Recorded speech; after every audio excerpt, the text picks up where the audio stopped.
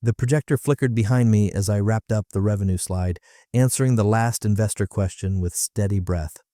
My blazer still held the scent of yesterday's thunderstorm.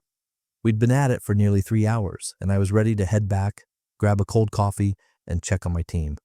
That's when I felt it. 3 short vibrations on my phone, low in my jacket pocket. I didn't rush to look. Not until the room emptied. I was halfway down the west corridor, past the wall of architectural renderings, when I finally pulled out my phone. Are we being demoted? Desks are gone, basement now.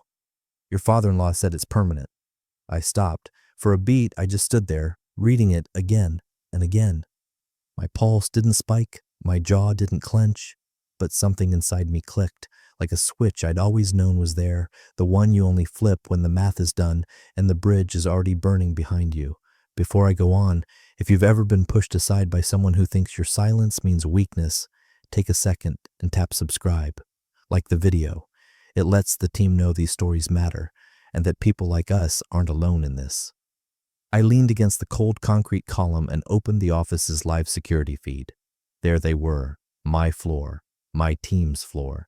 Ed, in his tailored charcoal suit and trademark smug grin, walking through our now dismantled section like a warlord parading over conquered territory. Right beside him, the new favorite, Parker, tall, clean haircut, 0 scars, the kind of guy who talked like a TED Talk and treated every sentence like a headline. Promotion comes with perks, Ed laughed, slapping Parker's back like a proud coach after a winning play. I could see the new plaques on the glass. Creative leadership, they read. My title, minus the grit. I watched for a few more seconds, then closed the app. I wasn't angry. I wasn't even surprised. Ed never saw me as a co-founder, just his daughter's wife. The loyal support type, the one who stays in the background while he shapes vision. That was his phrase. What he didn't know was, I built the foundation.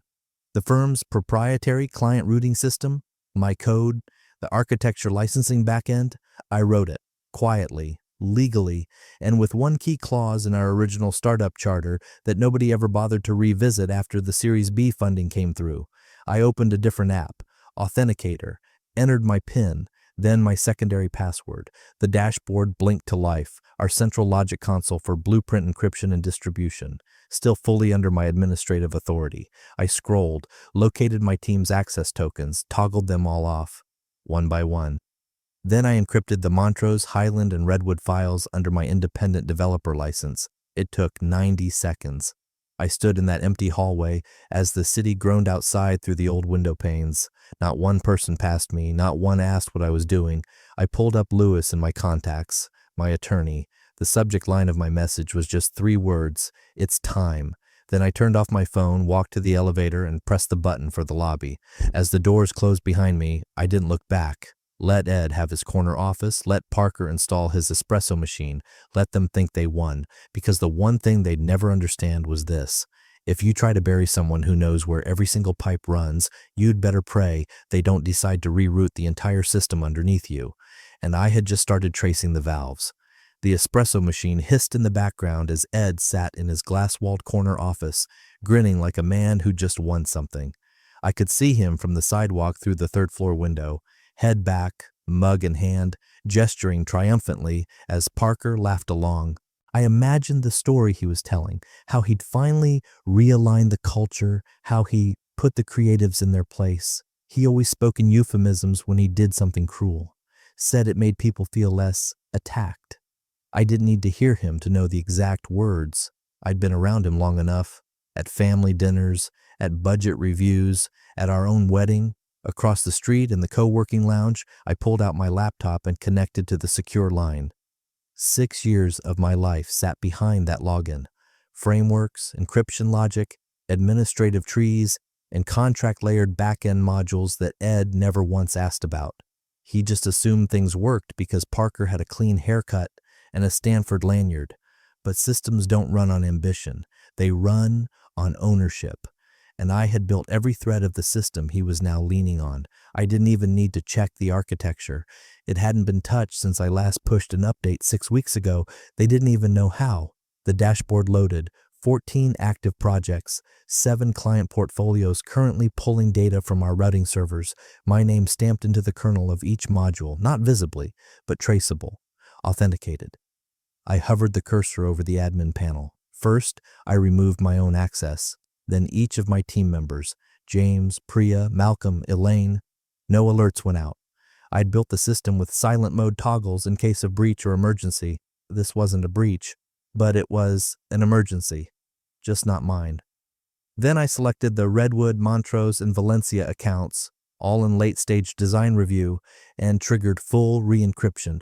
Ownership license transferred from Navishell Inc. to Harper Architecture Group LLC, the carve-out entity Lewis had helped me set up 18 months ago, buried under 3 shell filings. Completely legal. And triggered by a single clause Ed never knew existed because he never read the first contract we signed before the merger. The system blinked once, then again, like it was breathing with me. Files locked, routes severed, license transferred. He wouldn't notice until the next sync attempt. By then, the backend would show a reauthorization required screen with my name on it, and the IT team wouldn't know where to begin. I opened my email and pulled up Lewis. We didn't need small talk. I typed 2 words, subject, it's time. Underneath, I attached the digital ledger proving IP provenance, time-stamped, notarized, hosted in 2 jurisdictions. Then I added a short note. Begin the notification window, trigger clause 9B. I hit send. Outside, a bus rolled by, shaking the glass. Ed raised his voice, probably bragging about how efficiently he'd optimized the team footprint. His favorite phrase for what he'd done to us like we were spreadsheet rows. I closed the laptop and leaned back. The air in the co-working space smelled like lemon cleaner and ambition. Young founders pitched ideas behind me, heads bent over sketch pads. It felt familiar, raw, unpolished, real. That's what Ed never understood, that the real infrastructure wasn't the desks or the view or even the company name. It was the work and who it belonged to. He just fired the one person who could hold it all together. Now I was letting it go. Not with fury, not with fire. Just by pressing the button, I'd quietly wired into the foundation the moment he started treating me like an accessory to his legacy instead of a partner in the build. I had no need to shout. I just needed to let gravity do its job. The city was winding down by the time I made it back to my apartment. From the window I could see the skyline dipped in copper and exhaust, like a painting someone had dragged a cigarette through. I left the lights off, just kicked off my shoes, let my coat slide to the floor, and sat on the couch with the phone in my lap. I stared at the screen for a long time before tapping his name, Louis Braun. Corporate law, 20 years in. We met at a conference in Chicago the year we launched the prototype for the Redwood system. He was the only one in the room who didn't immediately ask who I was married to. The phone rang once. "Harper," he said, voice crisp even this late. "I saw the email. You good?" "He moved our entire team to the basement," I said. Pause. Jesus. He replaced me with Parker. Another pause. Heavier this time. "So it's happening." I didn't answer. I didn't have to. He knew what that silence meant. He'd warned me 2 years ago, back when Ed started sidestepping me in leadership calls, when he stopped CCing me on strategic updates and started inviting Parker to off-sites. Lewis had said, flat out, if Ed ever starts treating you like a son-in-law instead of a partner, walk. I told him back then I wasn't ready, that I still believed in the work, that Ed would come around. Tonight, I didn't even need to say the words. He just asked, "You want me to initiate the carve-out?" "It's pre-signed," I said. "Just push it." Lewis didn't waste breath. "You're sure? Do it before they open tomorrow, and send the notifications to the board at noon. Delay the client alerts until Friday. Let it breathe just enough to settle in." "You're the architect," he said, and I could hear the faintest thread of something in his voice. Not pity, not pride, respect, the kind that comes when a long fuse finally meets the powder. I hung up. The silence in the apartment wrapped around me, not heavy, not hollow, just still. Like the moment after you close the blueprint folder, knowing the build's about to start. I walked to the dining table and opened the drawer where I kept the original co-founder agreement. Ed had called it boilerplate at the time, signed it without a second read. Page 12, Clause 9b, internal carve-out rights under breach of strategic parity. It was a relic from when he still saw me as a co-equal when we thought we'd lead together. Now it was a lever. The LLC that Lewis and I had set up 18 months ago under a holding name would now trigger full rights over the back-end systems and 3 core architecture packages. The moment he filed it, our clients would be notified of the entity change. All assets developed under my authorship license would shift under the new umbrella. The separation would be clean, legal, binding, and irreversible. I left the contract on the table, walked to the fridge, poured myself the last of the flat ginger ale from Tuesday night, and leaned against the counter. No toast, no speeches, no music, just the dull sound of city traffic below and the hum of old promises burning off like fog under morning sun. Tomorrow, Ed would walk into his office expecting compliance. Instead, he'd get notification. Tomorrow, Parker would brief the team on new processes. He wouldn't know that the processes were gone.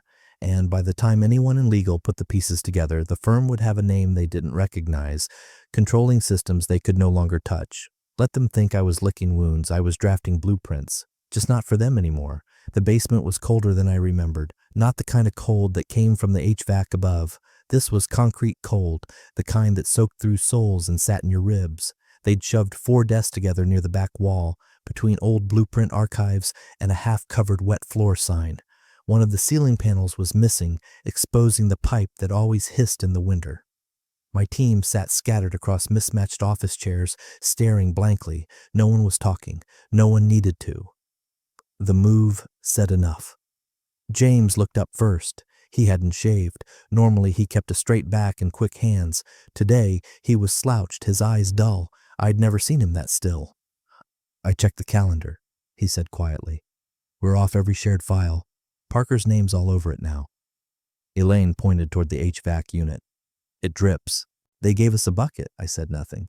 Just walked in, my heels echoing on the linoleum, and stopped by the edge of the desks. Everyone turned. I smiled. "Pack up. You're not staying here." No one moved. "We're not quitting," James said, standing slowly. "Even if Ed wants to humiliate us. We've worked too hard to walk out." I nodded. "You're not walking out. You're relocating. Permanently." I reached into my coat pocket and pulled out 6 slim key cards, each marked with a matte black logo. Dropped them gently onto the closest desk. "The address is on the back," I said. "Co-working space 5 blocks down. Clean desks, glass walls, natural light. We start fresh tomorrow morning." Priya blinked. "But how?" "I'm not asking you to follow me," I said, keeping my voice even. "I'm asking if you're tired of waiting for someone upstairs to remember what you're worth." They didn't speak, but I saw it, the change. Malcolm picked up a card. "Do they have real coffee?" "2 machines," I said, "no coin slots." Elaine stood. James sat back down, stunned. "Why now?" he asked. "Because we built the most reliable architecture backend this company's ever had, and they buried it under ego and nepotism. I don't want to fight for a seat at a table that's being carried out the back door. I want to build a better table." He exhaled through his nose, one short puff that sounded almost like a laugh. "Are we taking our projects?" "Only the ones that are legally under my name," I said, "which happens to be most of them." There was silence, not shock this time. Something deeper. Relief, maybe. The kind that comes when someone finally says the thing you've been too afraid to admit. One by one, they started moving, packing their bags, grabbing sketch pads, chargers, old post-it stacks. No anger, no speeches. Just a quiet current like a river shifting direction. As I turned to leave, James followed me toward the door. "They don't even know we're gone yet," he said. I nodded. "Let them think we're still here. Let them keep reporting to an empty basement." We climbed the stairs together and I didn't look back. Above us, Ed and Parker were probably shaking hands with someone in finance, celebrating their version of streamlining. They had the office, but I had the team. And the thing about architecture is, you can't fake structure. You either build it right, or it collapses when you're not looking. They just handed us the freedom to build something better, with nothing to tear down first. It was raining again, not the dramatic kind, just a steady, indifferent drizzle that made everything outside the co-working windows blur into watercolor. My team was upstairs, getting their bearings, James configuring displays, Priya hunting down the Wi-Fi printer like it owed her money. I stayed downstairs by the reception bar, laptop open, coffee going cold beside it. That's when my phone rang. Not a text, not a Slack ping, a real call. The number lit up with a name I hadn't seen since the Redwood pitch 3 years ago, Jonas Heller. I answered.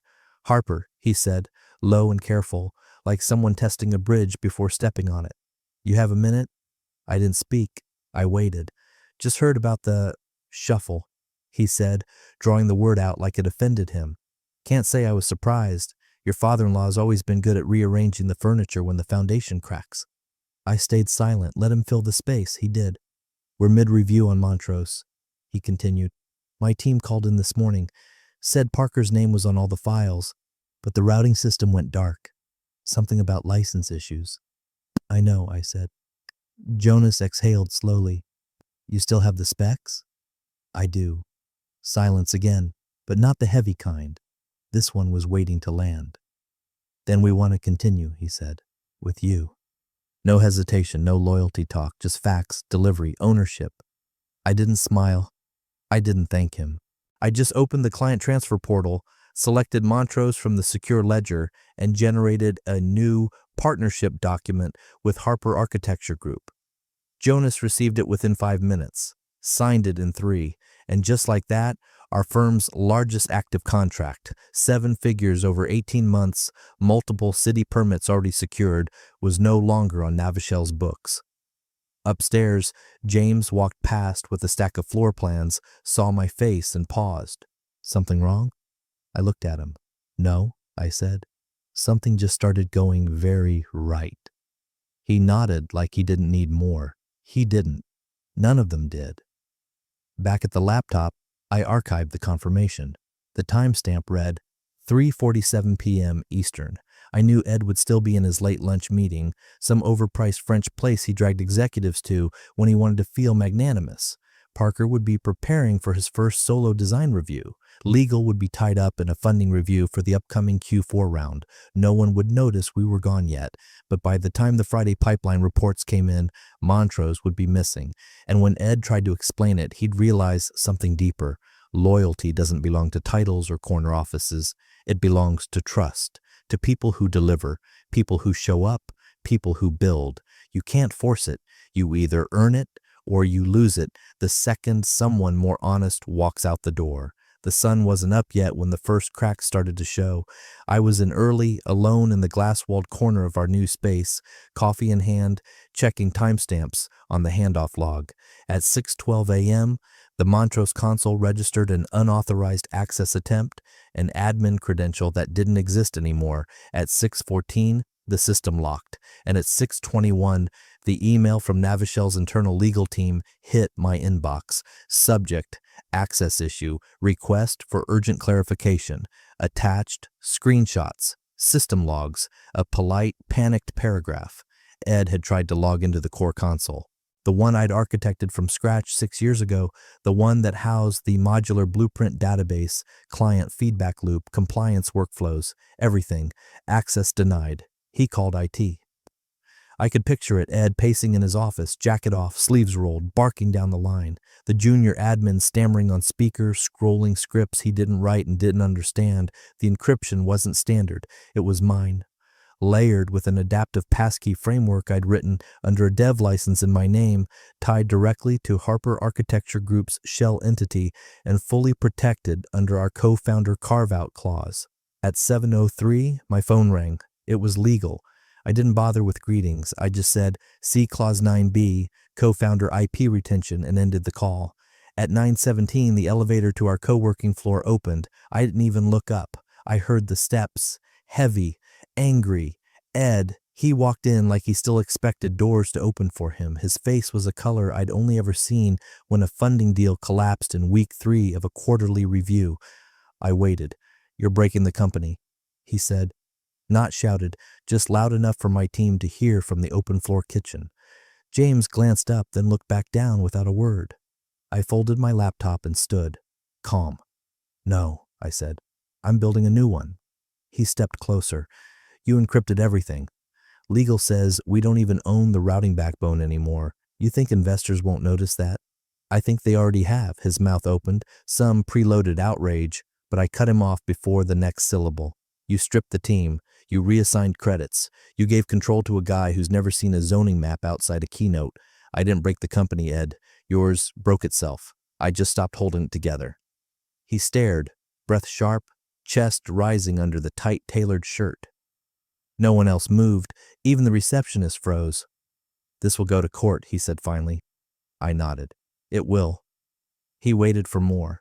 I gave him nothing. He stepped back, looked at the space. The whiteboards filled with live sketches, the open calendars, the list of names logged into the Harper system, all online. You think they'll stay with you? They already have. I watched the moment land. Not all at once, but like a structure shifting under too much pressure. The look on his face when he realized the doors he once opened no longer led anywhere, that the system he believed was his had been running on someone else's terms all along. He turned to leave. I let him go. Behind me, James walked past and dropped a sticky note onto my desk. On it, just one word, unshakable. He didn't say it out loud. He didn't need to. It was a bright Tuesday, the kind of morning that feels like nothing could go wrong, which in my experience meant something already had. I logged into the board call 15 minutes early. Camera off. Mic muted. Just watching. The familiar grid of faces appeared one by one. 5 board members, 2 observers. Ed, he sat dead center, high-backed leather chair, framed just right like a politician who'd hired his own lighting. He looked tired, pressed, but tired. Posture still perfect, though. Ed was a man who believed posture could fix anything. Let's get started, he said, trying for casual. Appreciate everyone making time. We've had some unexpected developments. I let him talk. He always opened strong. Market trends, investor jitters, transition periods. He threw out every phrase but the truth. Not a word about the team that left. Not a word about the system that locked him out. Just polished denial wrapped in business casual optimism until Director Keller cut him off. We've reviewed the filings, she said flatly. Harper's lawyer submitted a full brief last night. We've confirmed it with outside counsel. Ed blinked. What filings? That's when my lawyer unmuted. Lewis, crisp as always, wearing that courtroom calm like armor. As outlined in the original co-founder agreement, he began, voice clear and deliberate. Harper's retention of IP tied to her proprietary system, developed independently prior to merger, is enforceable under Clause 9b. The transfer of clients is legally compliant, initiated by the clients themselves, and all files were encrypted under her exclusive development license. There's no breach, there's no theft, there's only a carve-out. Ed laughed once, sharp and brittle. She doesn't get to walk away with my infrastructure. I turned on my camera. He froze.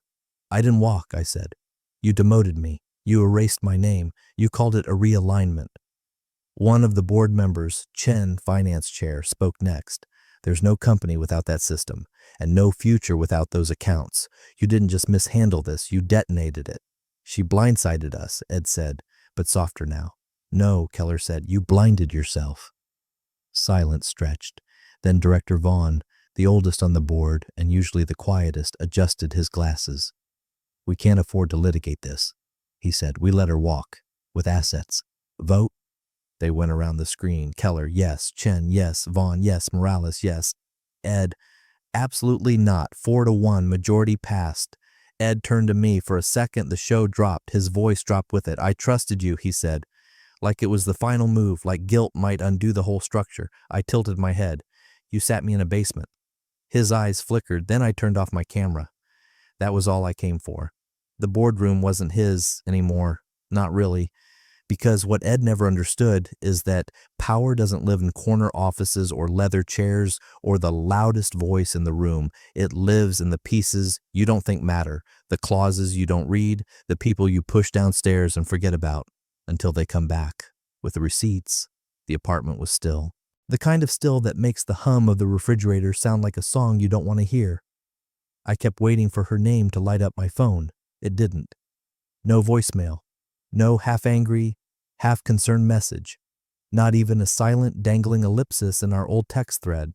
My wife, Ed's daughter, who once told me that we could build something better than our parents ever did, Hadn't said a word since the fallout, since the boardroom, since I stood my ground without raising my voice. Her silence wasn't cold. It was surgical, the silence of someone who picked a side and didn't want to be reminded. I stared at the screen for a long time, the old photo of us on vacation still pinned to the top of the thread.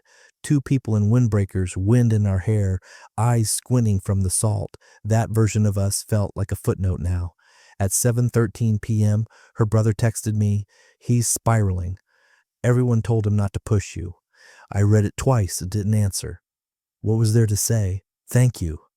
Tell him I'm sorry. Tell him I warned her. No, he knew. They all did. Ed's orbit had gravity, but no memory. He could never imagine a world where someone stepped out of it and didn't come back. I set the phone down and poured myself a drink, just water. Sat at the dinner table with takeout I barely touched. The silence stayed, but it didn't press down anymore. It just was. After a while, I opened my laptop, scrolled through my contacts, old mentors, clients who'd been with me before Ed, before the merger, before the facade. There were messages I hadn't opened yet. From Aldrin and Chase. Saw what happened. Good for you. Let us know when you're ready to bid on new builds. From Natalie Tran. Harper. Damn. Elegant move. Let's talk next week. Project in LA might be a fit. From Rafiq, one of the first people who ever took a chance on my ideas. You didn't just leave. You survived smart. That one hit, because that's what they saw now. Not revenge, not rebellion, strategy, precision. Not a woman thrown aside, a woman who'd already mapped the exit before they locked the doors. I leaned back in my chair and let the glow of the screen wash over the room. Ed could spiral. Parker could fumble with blueprints he didn't understand. And my wife, she could sit in that house her father built with all its polished silence and wait for someone to tell her what to think. But I wasn't waiting anymore. They thought I'd be angry. They thought I'd break or cry or beg. They didn't think I'd walk. And they never thought I'd keep walking. Quietly, intentionally, all the way out. The new client was from Toronto. Mid-40s, smart shoes, sharper questions. Ed did what Ed always did. Smiled wide, name-dropped strategic partners, tossed out big words like vision and vertical integration like confetti. From the boardroom cameras, I watched it all unfold. He was in full performance mode, sleeves rolled, hands in motion, tone just right. If you didn't know the rot under the paint, you might think the building was still whole, but you'd only have to walk 50 feet to see it. The tour wrapped up near the central atrium. Glass stairs, polished concrete floors, high ceilings that echoed with the ghosts of better days. Ed gestured grandly, ushering the client down the hallway that used to be ours. My team's space, the design wing, once alive with sketches, foam models, hushed arguments over line weights and zoning codes. Now, stillness. He didn't plan to stop there, but he looked. Of course he looked. The hallway was quiet. No chairs, no chatter, no blueprints pinned in sequence along the cork strips. Just a muted corridor ending in a single door. The glass wall beside it bore no trace of what had been. Not a name, not a plaque, nothing except the new logo, Harper Architecture Group, subtle brushed metal, backlit, no tagline. Just beneath it, etched directly into the wall, built with precision, moved with purpose. He stopped walking. The client slowed beside him. Is this your overflow space? Ed blinked. It was part of the design team. We've had some restructuring. That firm now operates independently. The client stared at the logo. Harper, I've heard of them. Aren't they leading the Valencia Civic Hub? Ed's jaw tightened. Yes, they spun out recently. The client didn't respond, just took another long look, nodded slightly, and moved on. Ed stayed still for a beat too long. From my own office, 5 blocks away, sun streaming through the floor-to-ceiling windows, I watched it through the feed. We still had access to the auxiliary security cameras, old redundancy protocol, one no one thought to revoke. I didn't need to record it. I just watched. 3 weeks had passed since the carve-out was finalized. 2 since Montrose signed a second-phase contract under my name. 1 since Parker failed to deliver the updated Redwood specs, forcing them to retract a pitch to city planning. But this? This was the moment. He'd taken our desks, I took the foundation. Now he had to walk past the absence, past the space he thought he could erase, past the proof that while he was playing Empire with offices and titles, we'd rebuilt everything, leaner, faster, smarter, right under his nose. The desk with my initials was gone, but what we built, it wasn't just still standing. It had moved on. It started quietly, the way most collapses do. A single resignation letter, leaked by accident. Parker, the golden boy, Ed's hand-picked future, was out. No press release, no farewell post, just gone. 2 weeks later, Malcolm and Priya's replacements, hired hastily to backfill the gaps I'd left, walked too. One went to a competitor, the other joined my firm. Someone forwarded me a blurry photo of the whiteboard they left behind in Navichel's meeting room. It read, "You can't draft trust into a blueprint." No one claimed it. They didn't have to. I said nothing. Didn't post. Didn't share. I didn't need to. The cracks had deepened. Clients had questions. Why had Redwood stalled? Why was Montrose rehiring external consultants for specs they'd already paid for? Why were routing delays being blamed on legacy systems no one could seem to explain? I knew why, because the legacy was mine, and without me, all they had left were copies, blurry ones. The board tried to tighten its grip, hired a crisis PR firm, began whispering about a rebrand. Ed, I'm told, doubled down, started arriving earlier, staying later, still wore the tailored suits, still kept the bravado, but those who knew him best said something had shifted. His sentences had hesitation now. His meetings dragged longer. His temper didn't flare. It frayed. Then came the morning. I wasn't there, of course, but I know how it went. He walked into his office, dark wood, big windows, skyline view he always bragged about, and turned on his monitor. And there it was, a familiar blueprint, not stolen, not hacked, not leaked, displayed publicly on a verified client access portal. Valencia Hub, Independent Edition. It read in fine, unmistakable print. Underneath, licensed under carve-out clause, Harper Architecture Group, all rights retained under Article 9B. The screen didn't flicker. The seal in the corner was legitimate. Legal had nothing to contest. He must have sat down.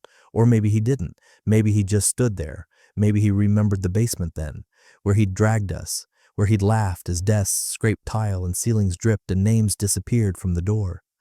Maybe he thought about what it means to build something and what it means to steal the credit. And maybe, just maybe, he understood. You can win a room, you can even steal a floor, but if you don't own the foundation, you don't own anything at all. He buried us in concrete, but we were the ones who poured it.